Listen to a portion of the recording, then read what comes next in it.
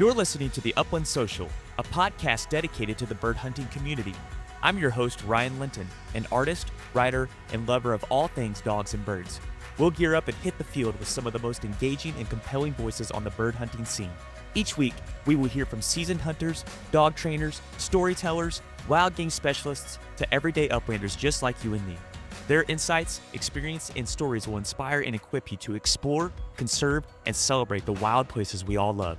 The landscape is truly limitless. So load up, drop the tailgate, and let's go. This is the Upland Social. Chris Midgette is an avid bird hunter, lifelong waterfowler, and Boykin Spaniel owner, a self-proclaimed bourbon snob, gas station pork rind connoisseur, and the worst duck caller east of the Mississippi. He's also an outdoor writer whose stories are equal parts heart and humor, have appeared in the Upland Almanac, Wing and Clay magazine, and more. Chris, it's great to have you today with us. Hey, Ryan, I appreciate you bringing me on, man. Really looking forward to this. Me too, buddy. Me too. So, hey, Chris, tell us a little bit more, kind of just roughly where you're located on the map. So we're in Midland, Michigan, which is, I've learned how to do this little mitten thing with your hand. We're right in the pocket, right Uh-huh. by the thumb, and I don't know what that is, but yeah, right in the pocket right there. So, Okay. about 2.5 hours north of Detroit, and I think 2 hours south of Mackinac Bridge. Yeah, that's really cool. So, touching on Midland, my wife and I, we actually went there for a day on vacation last year in the fall. And what I thought was so cool about Midland was the tridge, that triple bridge Yeah. kind of thing. And the two rivers that, like, how clearly the water is that's different, that comes together there. What is that? The Tittabawassee River and the Chippewa River, maybe, Yes. or something like I was that. trying to remember the other one. Yeah. Okay. The Tittabawassee and the Chippewa come together right there. It's kind of wild because, like you said, you can actually see sometimes one will be, relatively clear, and then the other one is just all murky, and they just merge right there. But yeah, the church is pretty cool. Midland's a cool little town. It's probably got Midland County, maybe 40,000 people. It's got, my wife and I, we feel like it's got just enough to give us something to do, but it's not, there's really relatively low crime, good people, a couple restaurants and bars and stuff to do, but not all the traffic and all the other stuff that comes with a big town. Yeah, that's kind of our speed too. It was just a little bit of enough of a downtown and some Yep. culture, but it's not like just out of control, so Oh, that's 100%. cool. Yeah. So man, tell us about, your dogs and what type of breed or breeds that you have and what you like about those breeds. Oof. So I just recently lost my old fella, 3 weeks ago, I guess. He was 15, but they're both Boykin Spaniels. So I have Traveler now. He's 7. Um, God, what do I like about him? I was raised with him. My dad got his first one in the late 70s. Basically right around the time when they were making the breed standards for the Boykins. So it's just, what I've always had. I was raised with him, and I've thought about getting some other breeds in between Cooper and Traveler. We will probably be diverging into another breed soon, but that's just because I'll always have one Boykin. But now that I'm getting more into grouse hunting, I think it's time that I add some sort of pointing critter to the string. But no, Boykins, a lot of personality. Just like probably you with your Brits. They, at least mine, have always had a good off switch. Like I took Traveler to work today. He might have moved off his dog bed twice. If But then when we're in the field, he's nonstop going. Um, they're not, I wouldn't qualify them as what people say is like a Velcro dog. But they are really attached to their humans and their people. Um, my wife has completely spoiled Traveler, and it's gotten to the point now if I lay down on the couch, he comes and puts his head on the couch because he thinks I'm going to call him up to cuddle with me, which quite honestly, I probably do most of the time anyways. Um, but they're versatile in the fact that they can handle a lot of different scenarios. Obviously, I grouse hunt with them. I've taken my west and pheasant hunted with them. Taken my west and duck hunted, goose hunted with them. They're, I wouldn't say a hardcore waterfowler's dog, and the fact that I can't take Traveler, goose hunting in a field every day for 5 days straight. He's only 45 pounds and he's on the bigger side. But I can hunt him a couple days duck hunt in a row, give him a day of rest, he's fine. Yeah, they have a lot of personality. They're if you look at any of the pictures, Traveler not as much, but if you look at any of the other pictures of Cooper that I have, that dog, and again, I was raised with him.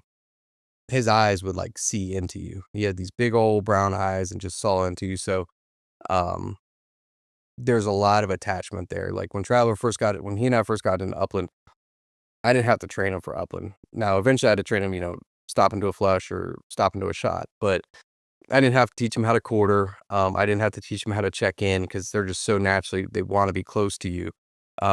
He would naturally range maybe 20, 30 yards, depending on the territory, or maybe 40 if we're out west. But yeah, I just love them for their personality. There's never a dull moment with the spaniel. Um, you know, Everybody laughs because obviously they don't have a tail, so he has to wag his butt, and it's just it's kind of comical. Good size, like I said, Traveler's on the bigger side at 40, 45 pounds. He's a little bit on the bigger side. I've seen some of them as small as maybe 30.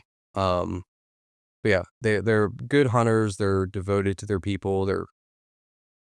I wouldn't say easy to train for some people, because they do have a lot of personality. They can get bored easily, um, and they're very positive training, positive reinforcement. Um, they had a bad rep, I think, in years past because I think a lot of lab guys, and this isn't a knock on the lab trainers, but I do know when I was growing up, a lot of lab guys just didn't want to take Boykins. Um, and I think also the quality of Boykin has gotten much better in the last 10, 15 years. But I do know some lab trainers that wouldn't take them. And maybe they were just too hard on the Boykins. And if you piss off a Boykin, for too hard on them, they'll shut down on you for a day or two, or even longer, depending on how hard you are on them. But I personally like the positive reinforcement. I want a dog that naturally wants to please me. I find that's easier for me. I don't have to necessarily break the dog. I just have to explain what I want him to do. And once he realizes that, then he just wants to do it because it makes me happy. So yeah, again, the personality, the versatility, again, that I can, you know, um, I can go hunt ducks in the morning and go take him out to the pheasant field and he'll be fine. And they're just fun. I mean, they're kind of knuckleheads. So, there's a lot of fun in the spaniel world for sure. Yeah, So yeah, all those reasons. that's awesome, man. I love that, and that post that you posted today or yesterday, just about how, like, this is the side of Boykins that you don't see, where they just are just nutso, like, in the yard, like, doing with zoomies or Yeah. whatever. Uh-huh. Yeah, and, that yeah, I can relate to that, and, man, they're great dogs, they really are. I've only been around a couple, one was in Washington State, we just randomly bumped into one. My wife and I were out there for summer vacation, and we were at a festival, and somebody had a Boykin, so we walked up to him and, just got to meet the dog and, man, just a sweet disposition and just awesome dogs, and so, um, And some yeah. of them can be a little bit stubborn, because they are a mutt. There's obviously Cocker, American Water Spaniel, there's Chessie. There is, from what I've researched and read, there is a hint of pointer in the breed. Hmm. So much so that some of them will actually, when they're pups, try to point. Obviously, in the Boykin Spaniel Society, in the breed standards, they're supposed to be an aggressive flusher. Um, I think there's a few people trying to train them to point, but I don't necessarily agree with them. I think the Boykin should stay as a flusher. Um, but yeah, their popularity has exploded in the last 10-ish years. So I have people contact me all the time as far as, getting a Boykin. And not that I try to talk them out of it, but I want, this breed is near and dear to my heart. I've had them again my whole entire life. So I try to make sure that this person is getting the right dog. Now, if a Boykin's the right dog, great. But if, they're, again, a hardcore goose hunter in the field, can a Boykin do it? Kind of, but it's not, that's like hammering a nail with a screwdriver. Like, yeah, I can do it, but it's not maybe the best breed for that, what you want to do. Um, but yeah, so I mean, they're popping up more and more, which again is good and bad, I think. Sometimes their cuteness, I'm a part of the Boykin Spaniels lovers Facebook group. I'm one of the admins, which is super fun because you get some people that are just, you know, again, not doing the right health tests that they should do for breeding the dogs, but they're breeding their dogs just because they're cute and cuddly and all that stuff. So we try to educate people as much as we can as far as buying a ethically bred dog. Um, and then also again, if you're gonna pay $500 for a Boykin pup, you might want to look out because especially if you want it to be a hunting dog. Because I think there's a lot of people out there taking advantage of the popularity of the breed. So, um, I love them. I will always have at least one Boykin. Um, if it was up to me, I'd have at least 2 or 3 because then I could rotate them better. The wife said no on that one, but yeah, they are great dogs, and I've kind of poo-pooed them in the past on podcasts, but that's just because I don't want you know everybody buying them that shouldn't maybe be buying them because I'm kind of protective of them. Um, but yeah, they are great dogs. Fun to hunt with. Um, they're just one of those dogs that they're just your best buddies. They're easy to pack away because again, they're only maybe on average 35, 40 pounds, and they can duck hunt, they can goose hunt, they can pheasant hunt, they can grouse hunt, they can kind of do it all. So Yeah, yeah, kinda like a Swiss Army knife, yeah. of a dog breed, and, yeah, I know what you mean, it's not like it's by any means the most popular bird dog breed, and seems like they are popping up a little bit more, but that's really cool that uh you have taken it upon yourself to wanna help protect the integrity of the breed, and have a sense of ownership.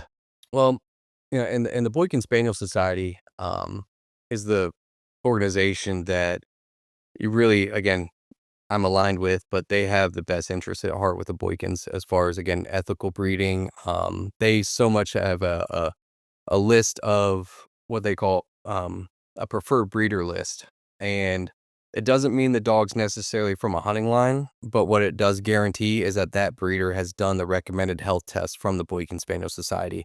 On top of that, the Boykin Spaniel Society will actually reimburse, and I can't quote you the numbers, but they will reimburse I think all for some health tests or a portion for some health tests for people to get their Boykins health tested if they're gonna Yeah, breed it. And quite honestly, the AKC is not doing that. So to your point, yeah, it's me, but it's the Boykin Spaniel Society that really has the best interest at heart where they're like, all right, well, if you're gonna breed your dog, we'll help you with the cost of your health tests so that you can make sure that this dog should be bred and that it's passing on good genes. There's a lot of people that are um again, trying to protect the breed and keep the breed healthy, which is super cool. Because yeah, like you said, it's still kind of an unknown breed, especially outside of the Southeast. Um, but yeah, as it gets more popular, which is cool, we're just trying to make sure we can educate and pass on good genes rather than everybody just breeding whatever they want. that's cool, man. So let's kinda riff on that as far as the hunting with the dog itself, because I don't know a whole lot about it, and I would imagine a lot of us still don't. Um, so let's say you're in Kansas, and you're gonna go duck hunt that morning, and you're gonna go pheasant and quail hunt in the afternoon with this dog. What all does that look like, and what's kind of the hunting style of the dog? What would that day look like? Well, that's a good question. I mean, as far as duck hunting, I mean, he's gonna just like a lab or any other retriever, he's gonna sit by me or sit in his dog blind, and he should wait to be told when to retrieve. I mean, that's just a safety factor. There's, Gun Dog Outdoors makes a cool little, quick release for dogs that if you were worried about the dog breaking, it's a good way to control them. It doesn't allow him to break. You just pull a little, not a rope, but, I guess a tie on it and it breaks so that the dog can go. I used that on him when he was younger, just until I knew for sure he was steady to shot. Because again, if I got a buddy, 6 buddies shooting ducks in the decoys, I don't want the dog running out there. So yeah, he'll sit next to me, sit in his dog blind. We shoot ducks. I tell him to go. He goes, fetches them. Um, and then as far as his upland work, just like any other flusher, he should kind of naturally, um, it's kind of like they call it a windshield wiper where he'll go back and forth. And as far as distance, it just kind of depends on what kind of terrain. Um, I'm of the opinion that a good dog will kind of naturally find that sweet spot. Like he knows for sure that if we're in the grouse woods, he needs to work closer because there ain't no way in hell if he's 50 yards out flushing a grouse, I'm gonna get a shot. Um, Whereas when we're out west, or for instance, if we were in Kansas, which we hunted in a couple years ago, he would range out a little bit farther because the terrain allowed for it. So what he'll typically do is range out. Let's say we're in Kansas, we're in the open prairie. He might range out anywhere between 20, I'd say 30 yards. I try not to let him go out to 40. Because if he's flushing a bird at 40, that means that bird's probably already at 50. That's a long shot. So I try to keep him a little bit closer. But yeah, he flushes the bird. He doesn't sit to a flush, but he'll stay. He might take a step or two, but he'll stay. Um, but yeah, then, as soon as he catches that scent, I can kind of tell because he'll do a windshield wiper. And then as soon as he catches scent, he'll start like bracketing and he'll go back and forth really quick. And I know, even if I can't see him, but I can just see the reeds, I know he's on a bird. Um, my buddy has a Boykin that will actually do what's called giving tongue. His dog, Paco, will actually start barking if he's on scent, which at first I didn't think I liked. But when you're in the cattails in North Dakota, you love it because you can tell which way he's going because you can't see him, but you know Paco's heading right. You're like, all right, he's on a bird. Let's go. And Paco's now, I think Paco's 10 or 12. So Paco's on a scent. That's a bird. So you better follow Paco. Um, yeah, I mean, he stays pretty close, flushes the bird. Hopefully we shoot it. He goes and retrieves it. Yeah, I guess I don't know if that kind of answered your question, but that's typically how it's going to go. He's pretty good. Traveler's worked enough with pointers, that he knows don't even try to hang out with them. Like, let them go do their thing. The only thing that he's gotten, which is a little annoying, but I kind of find it funny, is if he hears one of us say point, and then I say traveler heel to heel him to me, man, he gets jacked up like he's on some, like, he just drank 8 Red Bulls because he knows, "Oh, I'm about to get sent into something, and there's a bird there." Mhm. Um, he's gotten wise to point, "Traveler, come here." And then he just starts getting giddy, and then I send him into the thing or whatever brush the bird's in, and he flushes out for us. So he's gotten pretty good at, getting wise to that. I haven't even bothered to stop it. I mean, occasionally he'll bark and whine, and I'm like, "Whatever, dude. You're 7, you've earned it. It's okay." But yeah, he does well not trying to hang with the pointers, thank God, because then every bird would be out of the field. Yeah. Yeah, it's amazing how intelligent these dogs are and all the things that they pick up on. So the fact that he's learned the word point and, traveler heel, and Oh, he's yeah. trying to, like, he's like knowing that it's, I wanna push in, I wanna press in on that, and, like, I'm just Uh-huh. ready to go, you know? And, Yep. I love that, man. These dogs are just so much more intelligent than what we ever give them credit for, and all the little nuancy things that they can pick up on, and, Well, yeah, and yeah. it's association, and so I think we take it for granted, but like you said, if he's the best example, and it just happened, the best example I can give is, when you're taking your dog to train or to go to a hunt test or go hunt, at some point we're turning on a gravel road.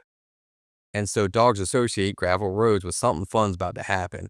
And so normally, Traveler or even Cooper in his heyday, they'd go all excited because we hit a gravel road because they associate that with the good stuff. So same thing, we don't think of it much, but if he hears point, Traveler, heel, oh, I get sent in to flush something fun out 5, 10 times in a row, he's now, "Ooh, boy, I got it." And so, yeah, like you said, these nuances that they pick up on that we might not even realize what we're training them to do it is pretty impressive what they remember and associate with.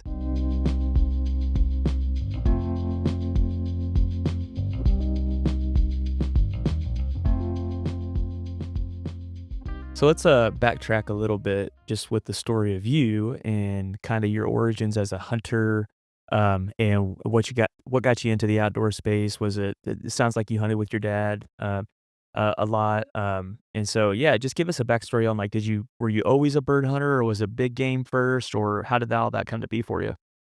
Well, first and foremost, I'm probably the worst deer hunter in the world. Um, I'm a great deer stand napper.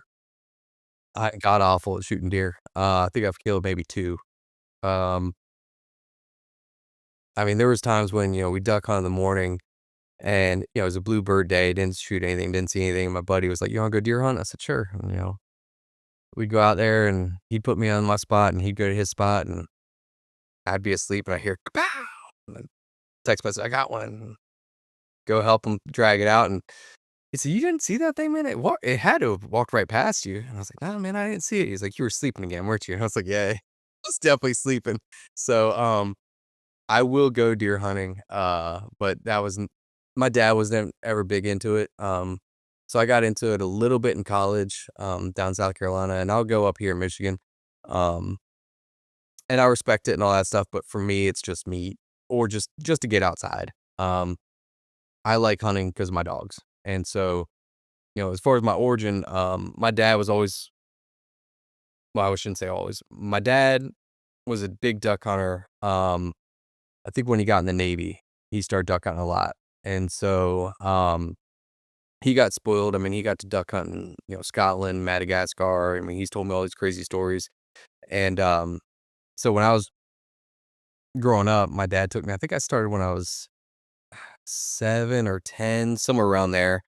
Um, and man, I just got hooked, bad. Um, yeah, my dad, he was not, he doesn't like a whole lot of new things. He's very stuck in his ways, and I actually wrote an article on him on all the old crap that he still wears. He's wearing the same LL Bean jacket from, I think, 1979 is when he bought it. He shoots an old double barrel 10 gauge that my Sure. wife, or not my wife, my mom got him for his first anniversary. Yeah, he uses old wooden calls. He uses LL Bean decoys. He is stuck in his ways. He is not adapted to technology nowadays at all. So that's who brought me up. So when I first started duck hunting, man, I don't know how I got addicted to it because it was miserable. He bought me like fly fishing waders. Like they were at least neoprene, but they were the stocking feet ones. And then I don't remember what kind of boots he got me. And then under those, I remember my first set of, quote unquote long johns were his Uncle Bubba's from the 40s or 50s. Um, to me, it was the Saf Rose every time I went duck hunting, but for whatever reason, I loved it. And yeah, man, I growing up, if we shot 2 ducks in a day, that was a banner day. And I think I just enjoyed being out there, obviously being, one of the guys because I duck hunting with my dad and his friends. Um, and I got the bug bad. And so, yeah, I was always a duck hunter. And then, as far as getting into upland, Virginia duck hunting is pretty tough with blind laws and just finding public land. And so, you know, Cooper, I got him right out of college. He was a decent hunter, but nothing special. Well, when I got Traveler, I had a little bit more funds available, so um, I got him from a very, very reputable breeder. I sent him to a trainer because I was like, I want this done right. Um, so when I got him, I was like, I need more opportunities to use with my dog because at that point, most of our duck hunting in Virginia was divers or sea ducks, which a Boykin can do, but I'm not throwing my dog out there in the bay. I mean, it's not, Right. it's too much of a hassle for our long lines and all that stuff. So, um, I wanted more opportunities to hunt with my dog. So that's how I got in Virginia. Most of our upland hunting is preserves. I think Rob talked about it on your last podcast. There are some quail and some woodcock. The grouse are few and far between. So I did a lot of preserve hunting, and then, that's what eventually led me to meeting Ryan, who lives out or did live out in North Dakota. He's got a Boykin. Just through social media, met up with him. He said, "Come hunt pheasants." I said, "Sure, we'll give it a try." I never done it as far as out west, wild, and fell in love with it. So now I'd say we're kind of 50-50 between upland and waterfowl. But yeah, as far as my origin, yeah, grew up waterfowling, and then upland I got into just because I wanted more opportunities with my dog. Yeah, yeah. And I've heard you talk about the hunting situation in Virginia, on other podcasts, and isn't it like there's what's the blind laws? There's like 500 yards that Yep. you can't hunt within 500 yards of another person's blind on the river? So they basically split Virginia into kind of thirds, but it's not an even third. So west of 95 does not have blind laws. The eastern shore, that strip of land off the coast of Virginia, does not have blind laws. Um, the rest of Virginia, so basically the Tidewater region, so James River, Chesapeake Bay, Chickahominy River, basically where most of the population of Virginia is. Yeah, to your point, if I build a blind and I tag it, no one can hunt within 500 yards for the rest of that year around that blind. So on most of the rivers, guess what? There's some spots you can slip in, but for the most part, every 500 yards is a blind sitting there. Um, that and the Atlantic Flyway, at least in my opinion, it's tough. Um, I think also where we were in Virginia, there's just not a lot of habitat. So I think a lot of ducks were in Maryland and Delaware, or on the Eastern Shore. And if they weren't there, they were down the Outer Banks. So they kind of skipped over our area just Yeah. because we didn't have habitat. Um, if if I personally killed, let's say 5 mallards a year in Virginia, we were doing something.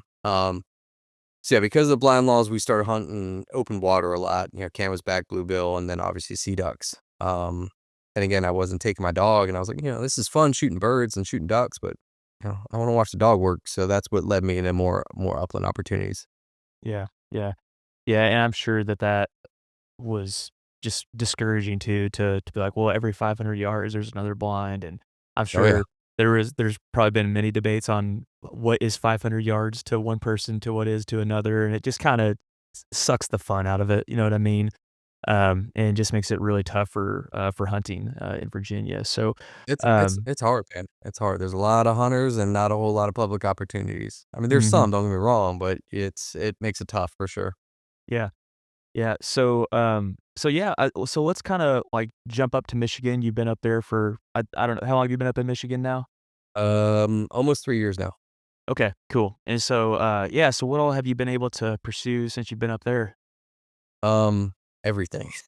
Yeah. Um, let's see. I don't know if I grouse hunted the first year when I was up here. But yeah, I've obviously gone duck and goose hunting. Like we talked about before podcasts, the grouse hunting is there's just a lot of public land opportunities, and not that you're guaranteed to see birds. Um, but I just love the fact that I can drive maybe an hour north of me, hour and a half, and have the opportunity to get into some birds. It might not be a ton. Obviously I could drive up to UP. But and that's what I told my wife before. We walked a lot of miles year before last, just to shoot our first Michigan grouse. Um, but just having the land and the opportunities to go to was cool.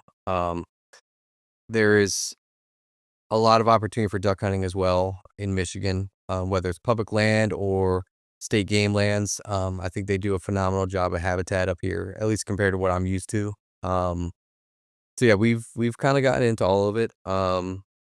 Obviously, there's still a little bit of wild pheasant up here, so you can find some of those. But when the woodcock flight's good, we'll chase those. I don't do a whole lot in September just because it's like a jungle and it's hot as hell, and I just don't want to.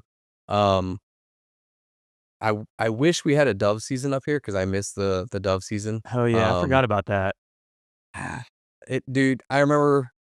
So I took the job, and I remember driving up from Virginia to come up here. And one of the major guys that I talked to before I took the job, he was my main contact. I texted him and I said, "Man, there are some fat doves around here." And he's like, "Yeah, too bad we don't have a season." I was like, "What?" It's like, "Oh, you guys are killing me." There are doves everywhere up here. So I do miss that because the Boykin Spaniel is bred for dove. Well, not really bred for dove hunting, but they're perfect for dove hunting. So much so that Boykin Spaniel Day in South Carolina is opening day of dove season. Um, so I do miss that. But yeah, as far as the difference between Michigan and Virginia, there's no blind laws. Obviously, there's common courtesy and just common sense. Sure. But I remember Virginia going to a boat ramp, and there might be you know 40 to 50 trucks pulled up to go hunt some spots that were you might see 4 ducks all day. Um, Here, there's definitely some popular areas, but not nearly as bad. And I feel like there's more opportunities, and I've yet to get into an altercation with anybody at any boat ramp. Everyone's been super friendly, because I think there's just less competition, if you will. Right. Yeah, we've thoroughly enjoyed the opportunities up here for sure. So Yeah. it's been a stark contrast. Even cross on driving around, occasionally I'll see people, and if I do, I stop and we talk and have a good conversation. Um, yeah, it's very different for sure. Yeah. No, that's cool, man, and we love Michigan. My wife and I, we go about every fall. Mhm. somewhere, whether it's in the Northern Lower or the UP. It's just a great place to just to recreate, like, in general. Yep. Um, I've read before, heard before that you're never more than 6 miles from a body of water in Michigan. Yep. And when you drive around, it sure seems like that. There's just water everywhere, and so whether it's summer sports, whether it's hunting, snowshoeing, in the wintertime, man, there's definitely something for everybody. Michigan, is really awesome. Like, I'd come to Michigan as a consultant a couple times, so I kinda knew the area generally, um, but I had never gone further than where I'm at now as far as I didn't go farther north, I didn't go to the West Coast, and so we moved here, and then during the summer, we went, I think, to West Coast and saw the water and how crystal clear it is, like, it's, like, looks like the Caribbean, and, I remember one time, my wife, I think we were on the West Coast, and we swam out, and she's from the Outer Banks, North Carolina, and, we swam out a little bit, and she's like, "Yeah, we're kinda out far." I was like, "Babe, there's no sharks here. We're in freshwater. We'll be Yeah. alright, like, we're good." So, yeah, I mean, there's tons of outdoor recreation up here, like you said, whether it's winter sports, summer sports, um, and I feel like because we do have a shorter, you know, summer season, if you will, Mhm. man, during the summer, everybody's outside. And whether running or walking or biking or paddleboarding or kayaking, like, everybody's outside, and me personally, I run hot. So, like, back home in Virginia, summertime, I'm not leaving the house. Whereas here, we might get 1 week of 90s, but at night it cools off to 60. So, we'll go camping and stuff like that. So, yeah, it's been very enjoyable for sure. Now, For sure, the man. only issue is I only have 2 restaurants that serve grits near me, so that's a problem. So, and one is Cracker Barrel, and that doesn't count. So, Right. I gotta find some more. Yeah, yeah. Yeah, you still gotta feed the Southerner in you, right? It's still there. Yeah, it's Yeah, still there. absolutely, man. Yeah, no, it is an awesome state, and it's a very beautiful state, and kinda like what you're saying, just the accessibility of public land. And what I'd say about the Northern Lower, at least in some parts of it, it's not like these vast, expansive tracks, but what I like about it is that you can just kinda hop in the car, hop into a cover, bounce around in it for a little while, and be like, "Alright, we're gonna go hit this place," 10 minutes down the road or whatever. And you can still, like, have some quality grouse hunting, Oh, for sure. Right. with in that way, and so, it's just a great state, man. We love it a lot. Super cool. So, you said you were 50/50 waterfowler, the other half uplander. So somebody backs into a corner, Chris, and they're like, "You can only hunt one category for the rest of your life. What are you gonna hunt?" Doesn't have to be like down to the specifics of like pheasants or geese or Right. grouse or whatever, but just upland birds or waterfowl. Oof. And I know I kinda put you on the spot with this one, but You did, I and thought that's the it's kind answer. of a fun question. I might have to go upland, and the only reason is I've been on some slow duck hunts. I mean, 3/4 of my life were all nothing but slow duck hunts, and then I feel bad for the dog. So even if we don't get any birds or any flushes, at least I know my dog's having fun and exercising, and so am Sure. I. Yeah, my fat tail needs to walk too. Um, so I would go upland, but I will say it is hard to compete with, you calling in a flock of mallards and they're cupping in and coming right at decoys because that's a beautiful sight. But yeah, I would just say I'll go upland also because all I need is my boots, my shotgun, and a dog. Yeah, I don't need all the other crap that comes with duck hunting and too. you don't So have to get up at 3 or 4 o'clock in the morning either, right? that is nice. I used to spend just about the whole month of October in North Dakota. I'd go out there duck hunt for 2 weeks with my Virginia guys, and then I'd meet another group of guys and pheasant hunt for a week with them. And by the time I met up with my pheasant buddies, they were like, "Dude, you look rough. Like, you Yeah. looked." I was like, "Yeah, I've been freelance duck hunting for 2 weeks straight," because back then also I had to drive from Virginia. So I was driving 28-ish hours to 30 hours nonstop. We'd get there and we literally hunted the next morning we would go. Or we'd get there at 2 a.m., take a, hour, 2 hour nap, go hunt. And it was game on. So we hunted till noon-ish, have lunch, go scout the rest of the day, back at the hotel at 8 or maybe 6 or 7, have dinner, bed by 9, and you just did that for 2 weeks straight. It was a grind. then I meet up with my pheasant hunting buddies, and they're like, "Yeah, I think we'll get up around 7 tomorrow." I'm like, "Oh," or maybe 6, actually, I'd say 6 because 'cause we'd have breakfast and get going, but I'm like, "Oh, man, this is nice getting to sleep in, this is Yeah. fantastic." There is that too. Yeah, there is the benefit of not waking up at 3 or 4 in the morning. Yeah, just drop a pocket full of shells in and cut the dog loose if you Just got go, one yeah. and just go, man.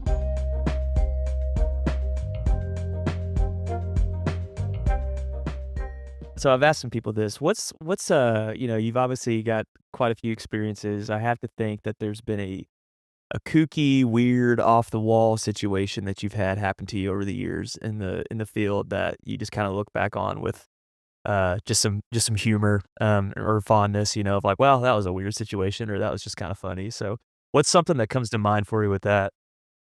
I got a couple, I guess, we built a duck blind a couple years back in Virginia. Yeah, we built it, and the only way you could get to this spot was in high tide. And, yeah, it took us a couple days, I guess, and built the duck blind, and then eventually went to hunt out of it. And, I guess the tide was coming in or going out, but it was enough that we could get the boat in there. But we're trolling around putting decoys out, and we saw some stuff in the water. We could not figure out what it was. And we could tell, I mean, it was all over the blind, and we're like, and it was underwater. We couldn't tell what it was. And then, I think if I remember correctly, the water got low enough that eventually we could take the boat out. Oh, we were getting a bird.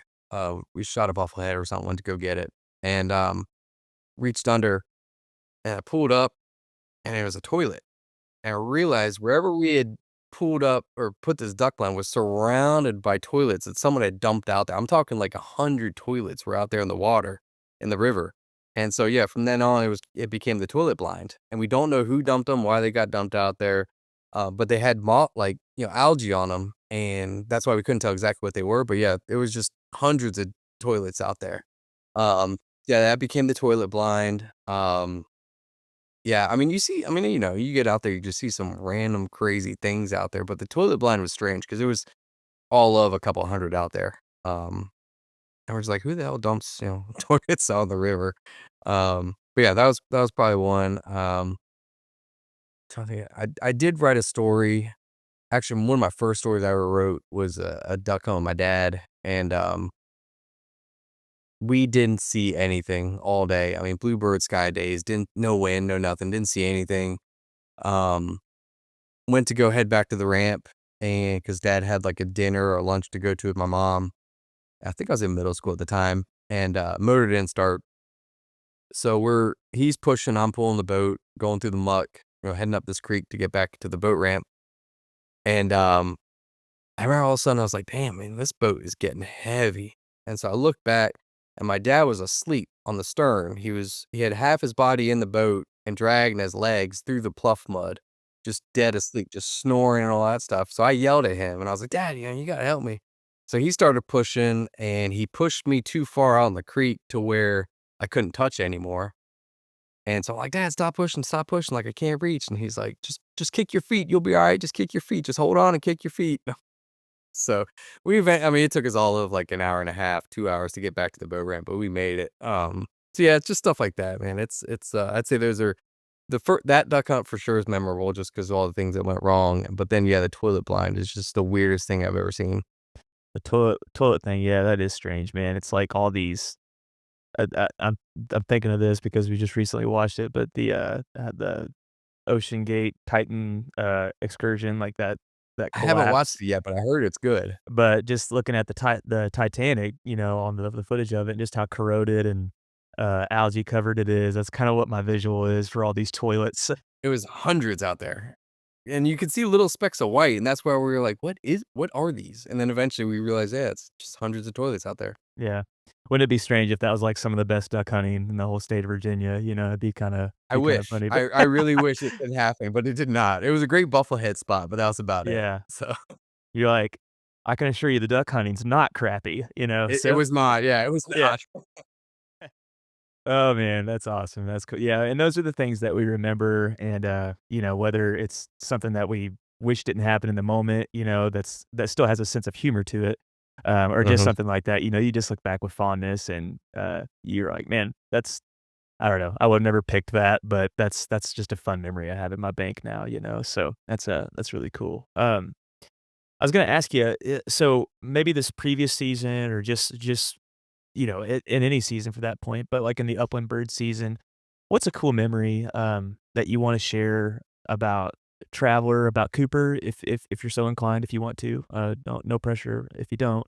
Um, but just something like really special that that dog did that day that just like, man, you just shined, and I'm just so grateful to have you. What's a cool memory with Um, them, or both of them, or one of those dogs? yeah, Cooper was definitely not the best hunter. I self-trained him right out of college. Didn't I mean, this is back before we had all the resources that we had.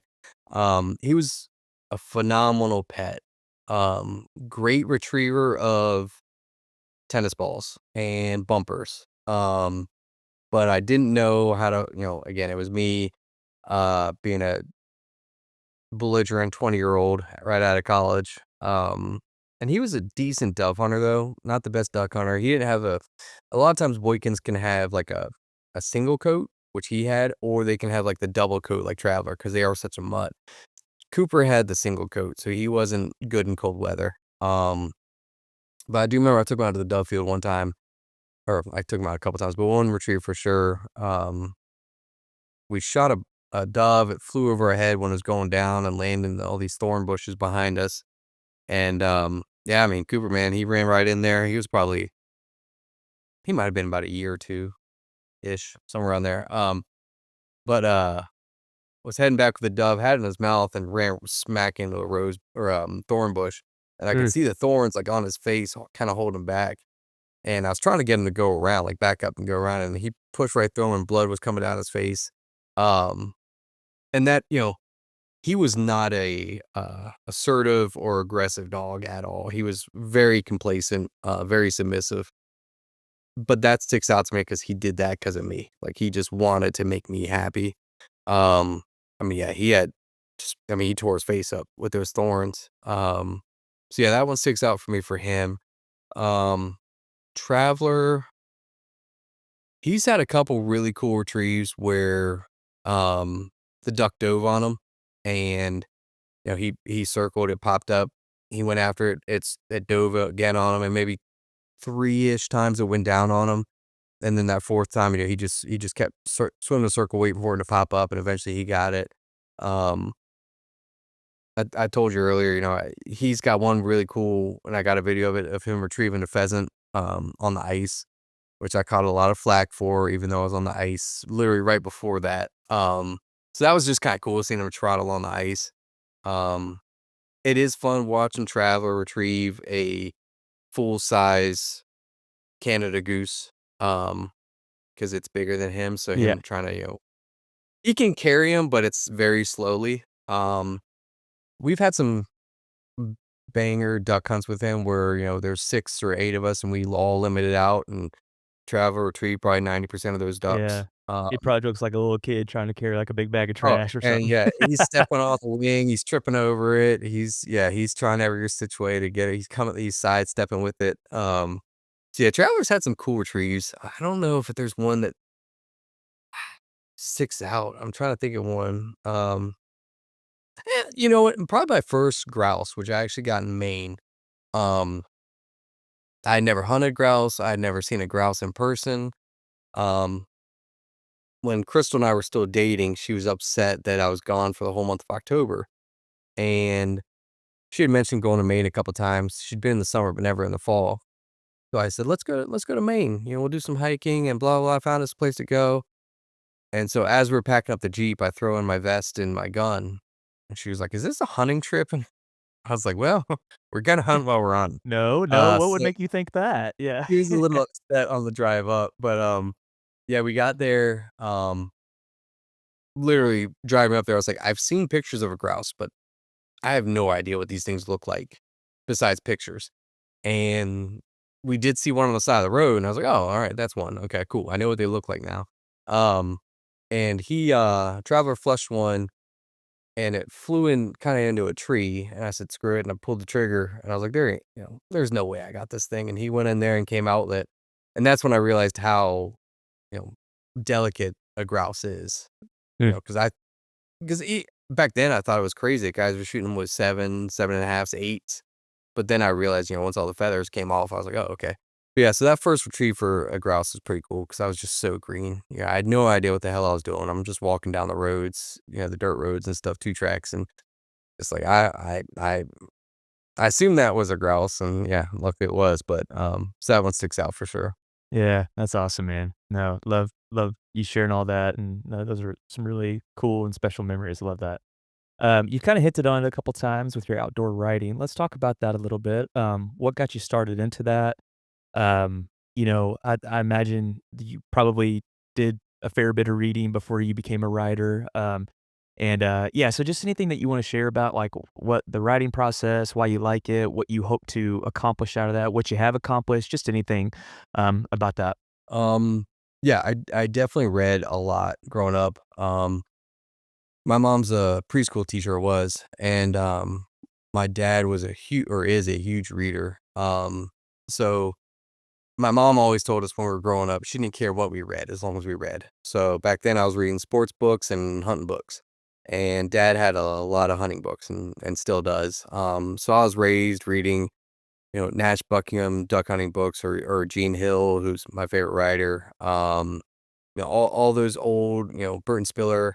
Um, Dad had or still does have quite a collection. And as far as how I got into writing, um, bourbon is the short answer. Was I was having a few bourbons on a flight, wrote about that terrible duck hunt with my dad, and at the time, Boykin Spaniel Society wanted some more articles for their publication that comes out quarterly for their members, and so they went ahead and used it and published it. Um, then a couple months later, when um, AJ DeRosa and Project Upland and Jennifer Lipinski came out with Hunting Dog Confidential, um, and Craig Kroshik, I was kind of giving them a hard time because they didn't talk about Boykins. And I said, y'all don't have any articles on Boykins. And she said, well, I saw you wrote an article on Boykins. Why don't you write one for us? I was like, okay. So needless to say, that was a different experience because I think Jennifer sent me 6 re-edits. Like the the ex learning how to be a writer that was my first experience as far as, I remember Craig sent me like twice or through Jen, he was like, "More dog, less human, more dog, less human." And so I just had to get better at getting the focus back on the dog because that was Hunting Dog Confidential. Um, so yeah, we published that article. I think that one was called Riding Shotgun. So it was about Traveler and how he always rides shotgun next to me and just the different places that we've gone, slept in the truck, multiple times together. Um, slept in rest area and just all the places that we've been, and then wrapped it into the Boykin Spaniel itself.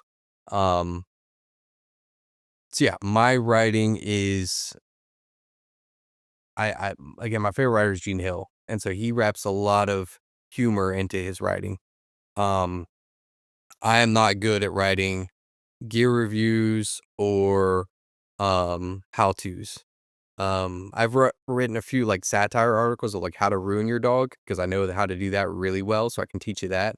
But also, that's kind of giving some wisdom as far as, don't push the dog too hard, don't expect too much, don't get your ego involved, stuff like that.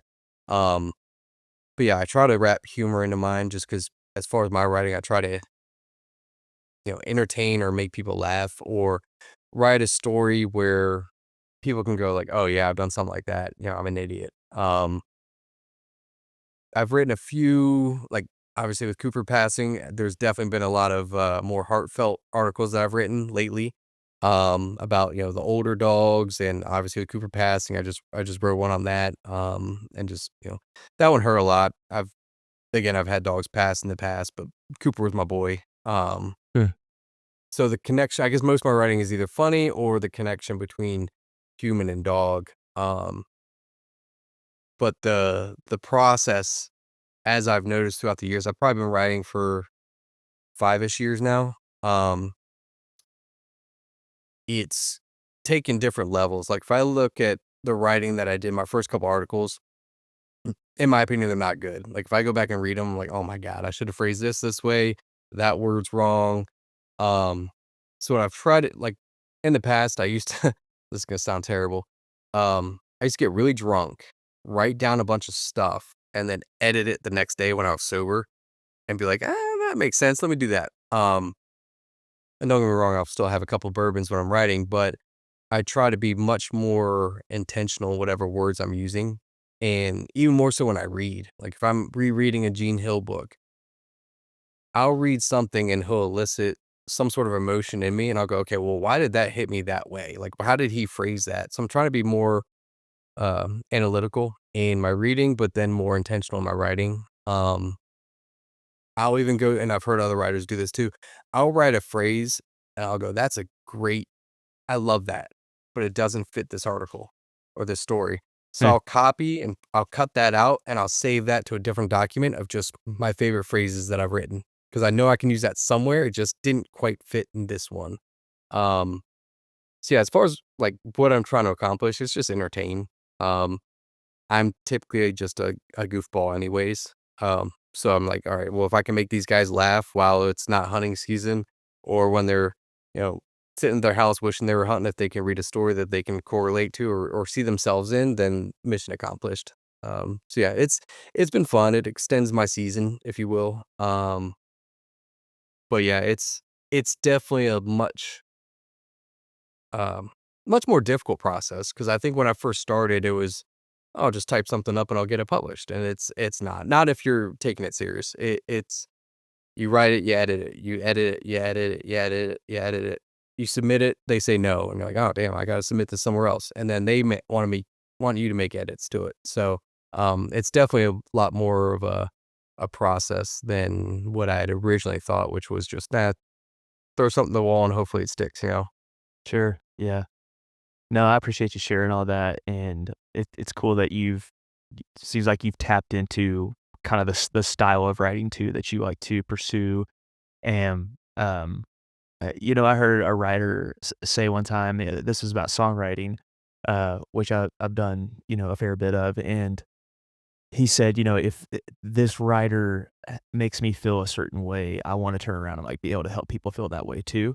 And I Yeah. feel like that's kind of what you're saying too about your writing. It elicits these emotions in you, and it's just like it's almost like a therapeutic thing to it, to like reading these and kind of validating these stories about my dog or my honey buddies or just the covers that I go to. Um, so you're almost kind of giving people very specific and a lot of times poetic language, to like really talk about and to think about their fond memories that they have of these places and these peoples and these dogs. It really makes you think about your word choice. And, just by changing 1 or 2 words, like you said, you can elicit a completely different reaction from someone. Um, and what I will say is, to your point, I had to find, my style, if you will. Because I've read obviously, like Covey Rise or Shooting Sportsman, and I love those magazines. And those guys have some phenomenal articles about these grand, glorious hunts these guys have been on, these beautiful hunts. And they describe the bird flushing in these beautiful ways. I'm not that, the problem with me is if I don't like write it down right in that moment, I forgot it. Maybe it's all Yeah. the concussions I've had. Maybe it's too much bourbon. I don't know, but combination of both. But I'm terrible at like describing that stuff. At least I think, but I can do a generalized story of something goofy or funny that happened. Um, so I try to do that, and then I guess to your original point, I read a lot. Mhm. And it's not always just hunting stories. It's just I read in general, and so whenever I read something again, I'm thinking about, okay, how did they phrase this? Why did they phrase it this way? What did it do? And then it's almost gotten to the point where I study Gene Hill, because I love his style. It's a very easy to read style because I'm sure you've read some older, especially Upland Hunters, books where like, I gotta kind of force myself to get through this because of his For sure. language and stuff. Whereas when at least for me, when I read Gene Hill, it's just very easy, and then he actually generally makes me laugh. Um, and then as far as like the emotions, like this latest article I wrote about Cooper, I put, not to sound like a wussy, but I cried writing that article. I wrote it, God, maybe couple of days after his passing, and it was just me just pouring my emotions out Yeah. as far as what he meant to me. And to your point, it was very therapeutic to get that out. Um, and so, if people like it, great. But at the end of the day, I wrote it for myself. And that's one thing I had to realize too, is I can't try to copy the Covey Rise guys. I can't try to copy the Shooting Sportsman guys. I need to, at the end of the day, I'm writing a story that I enjoy and it makes me laugh or it gives me a heartfelt emotion. If people like it, cool. If not, oh well. Like my mom still says she likes it, so at the end of the day, it's okay. So, Yeah. um, yeah, you got to write for yourself too. I think sometimes people try to copy other people and it just doesn't come out as genuine. Um, I've tried to do a few gear reviews, and I mean they're okay. But then I read other people's, I'm like, oh man, that's so much better. Or I try to do like a recap of a hunt. I'm like, "Man, this just sounds bland and boring," whereas other Mhm. people are just so much better at it than I am, so, yeah, I try to stick to what I feel comfortable with. Yeah. Well, and you're gonna just have more longevity and motivation too, right? Because you're writing about things that you connect with, right? And 100%. so I think that's really important, and it's and I appreciate you sharing that too, even about Cooper and crying while you wrote it. I think that's a And I haven't just a cried like that since probably, like, elementary school. Like, yeah, man, that hurt. So, yeah, yeah. it was a tough one. Well, it's like what Hemingway says, like to something to the along the lines of writing's easy. You just open up a vein and bleed on the paper, and Yeah, and that's kind no, of like what that was that one for sure. Yeah, you're that one yeah, was for tough sure, for me. man. No, I know what you mean exactly too, about a writer that knows how to put words together in a way that it just kind of locks in with your heart and with your mind, as you're reading it. Um, and then it kind of makes me mad because I'm like, well, I want to write like that, It And I feel like, yeah. yeah, yeah. And I'll give you a great Why can't I do example. that? I'll give you a great example too of like one of my favorite quotes about bird hunting. And I don't know, are you familiar with George King? No, I don't think so, Okay. So he wrote on, rough grouse hunting. I think he's, like, from Pennsylvania or somewhere in Appalachia, maybe West Virginia, but if I can just there's just a brief quote here, if I can read this. This is my favorite, upland bird hunting quote, as of today. It says this: "It seems to me that any man who loves the grouse would have to love a dog, for these are two of his Maker's finest creations, and though they are our favorites, they please us in exactly opposite ways. One, the very essence of all things wild and free, the other, the embodiment of loyalty and service. And now, in those brief few moments of the point, they are linked together by a tenuous thread of scent and primal instincts that neither of them can fully understand."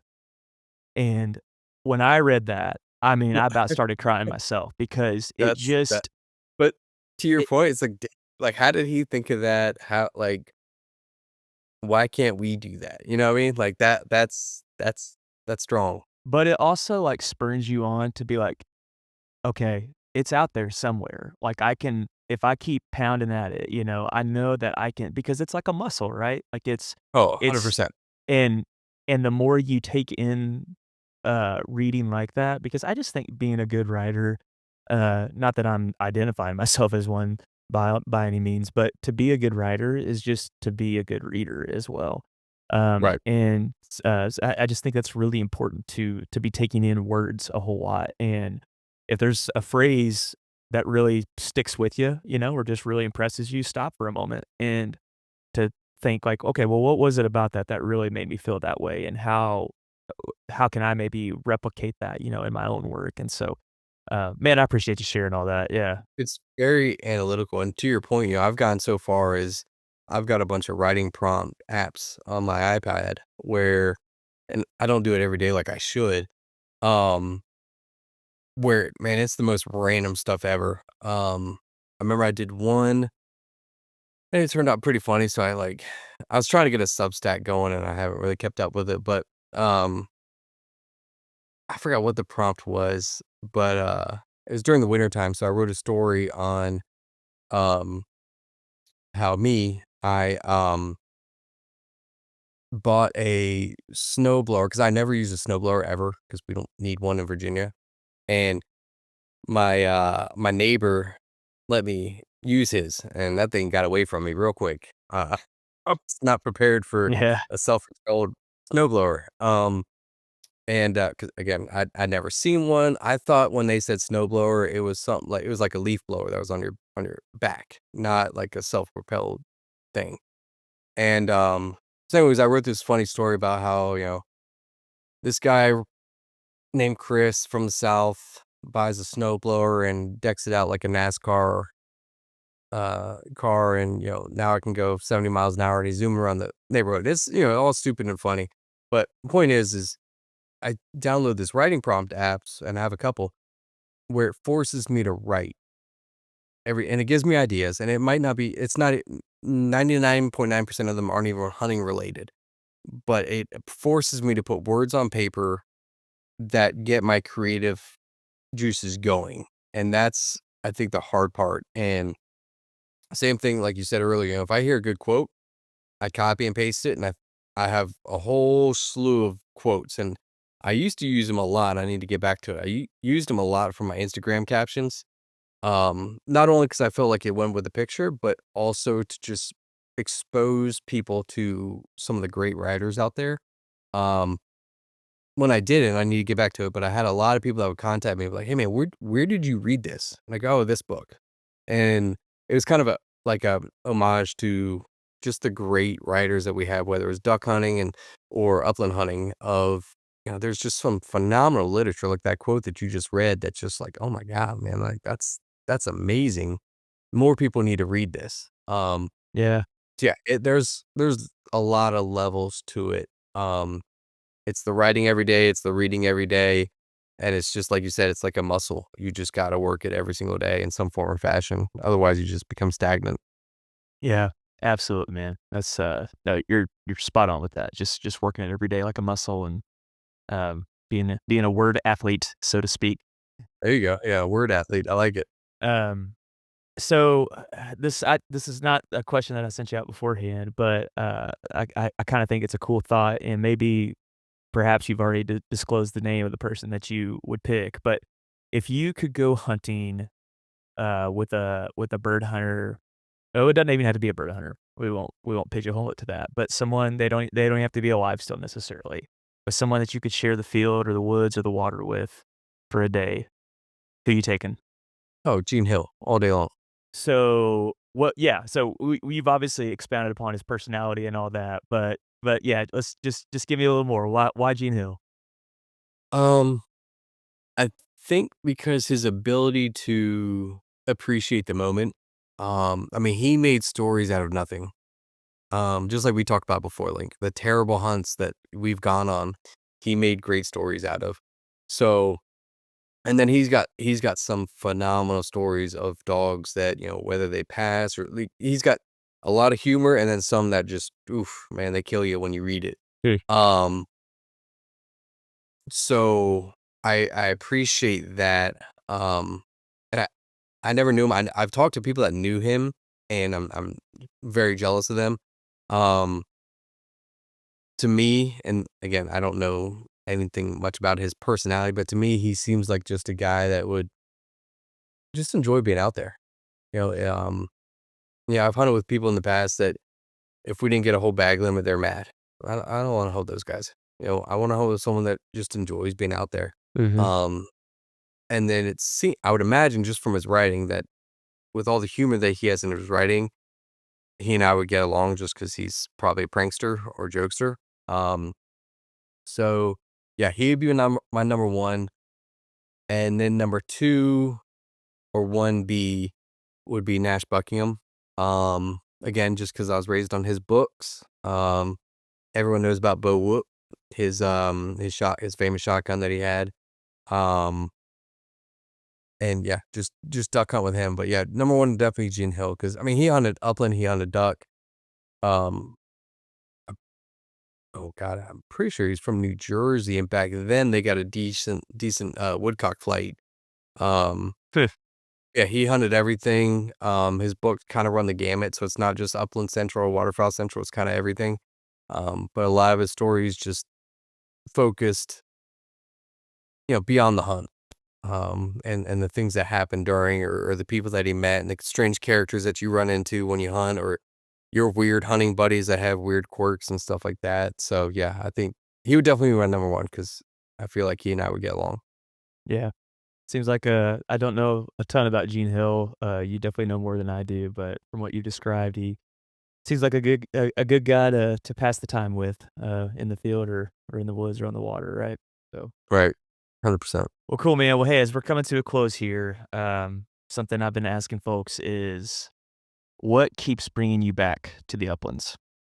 I mean, I could do the cliche, which is the dogs, but that is the truthful answer. Um, there has been days during season where my alarm went off.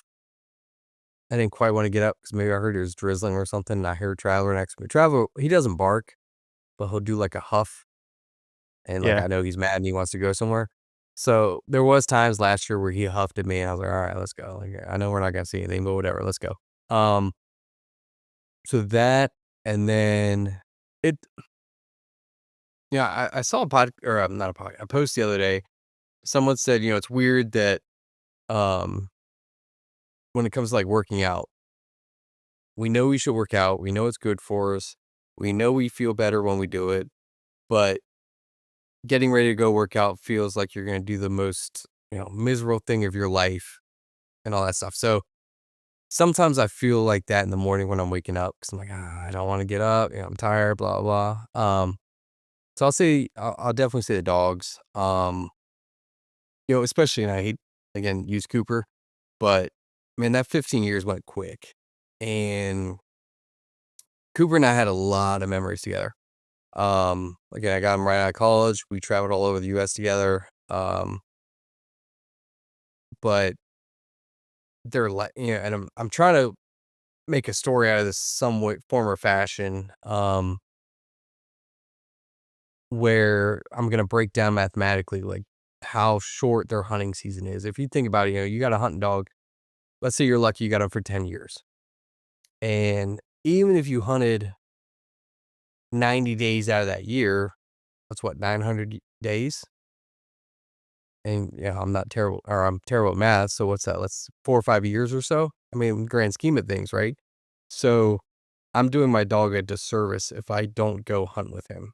Hmm. Um, and don't get me wrong, I enjoy it, but sometimes I do have to think of it like that. Like if I don't go today, I'm gonna regret it. Um, because again, especially with Cooper just passing, it's still fresh in my mind. So yeah, just taking advantage of every opportunity. So yeah, I mean, definitely the dogs, and don't get me wrong, like my friends and stuff like that matters, but my dog or someone else's dog is what gets me out there. I mean, and it's a cliche again. I'm almost to the point where, or I am to the point where I don't care if I shoot the bird.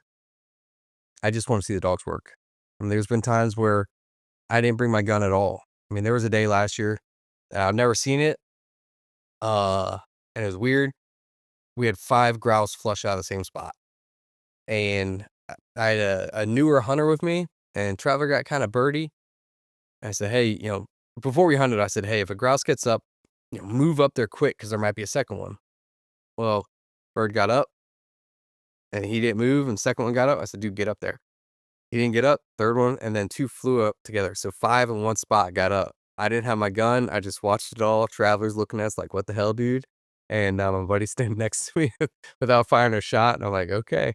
Um, but that's what gets me out there, is just watching the dogs. Yeah. Well, hey, there's nothing wrong with cliche answers, you know. It's a good reason to get up and go.